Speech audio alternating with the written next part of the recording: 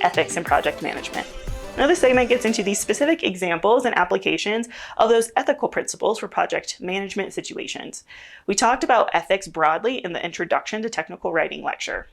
As a quick recap on those ethical principles, technical writers have an ethical obligation to not mislead readers, so information should be presented in a way that is accurate, complete, and unbiased.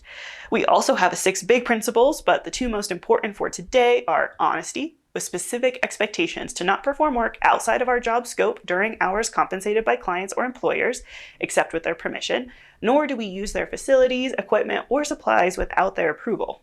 When we advertise our services, we do so truthfully, and we think about quality, where we negotiate realistic agreements with clients and employers on schedules, budgets, and deliverables during project planning. Then we strive to fulfill our obligations in a timely, responsible manner. You might need to adjust or update what the deliverables are actually going to be at the end of a project. That isn't uncommon. So you need to send a status update of, hey, we thought it was going to be this, but here's what's actually going to turn out. You have an ethical and professional obligation to provide those realistic agreements that can actually be fulfilled within the project scope. I like to follow a general PR creed of acknowledge the situation, move through the issues, and redirect the focus with news and project changes like that. Provide concrete, but still big picture, details of why the original deliverable isn't going to work anymore. Describe what is changing and how it's changing so the project can move forward. And then redirect everyone to your new solutions, outcomes, and continued responsibility to finish the work. Don't dump every single detail in there and bury the important information behind a wall of text. Because there's also an ethical principle of burying bad news and details in the fine print or the presentation of your information as a problem.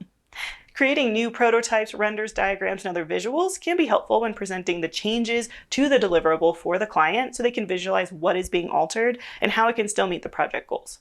So basically, just tell them what's up and make sure you have those key details and changes in a clear, easy to understand form, even if it might be the end of your project because they don't like or want the new deliverable. It's our ethical obligation.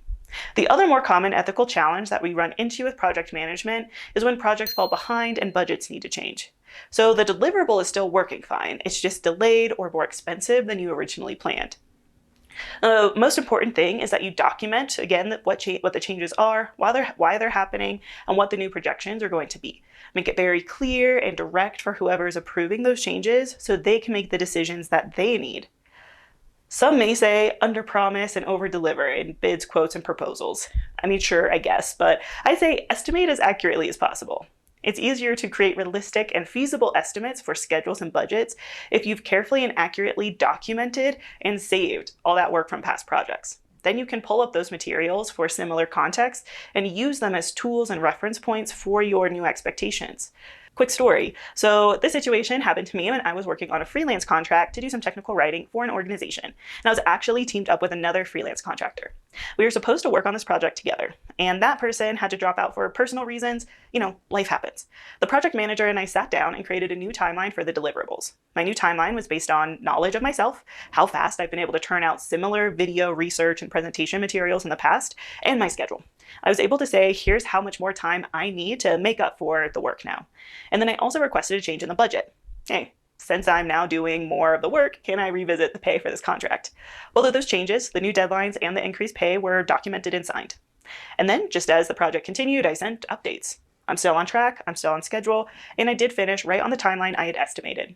It really wasn't that big of a deal all around, but it would have been a big deal if my teammate had just ghosted us instead of sending that initial change. Suddenly we would have been like, what are we doing? What am I supposed to be doing? Why aren't things getting done? What's going on? So overall, I found that most people, most shareholders, stakeholders, teammates aren't that upset when plans change because we've all been through it. If you've ever had to manage any kind of project or plan, any kind of event, or just generally work with big groups of people, we know that things happen, right? And we also have lives outside of our specific jobs. So I found that most people don't tend to be that upset that the plan is changing as long as they are told about it right away, clearly and completely. Going to them with the new solution or timeline and answers to their potential questions ready really helps. The problems tend to creep up when you withhold or just avoid writing that document, sending that email, explaining it in that meeting. So as soon as you figure out that things are changing, you document it, you send the status update, you offer some solutions, and you give them a clear path forward, and things are usually all right to, an extent, of course. And if you lose the contract, document all that too to help improve your planning and estimates in the future.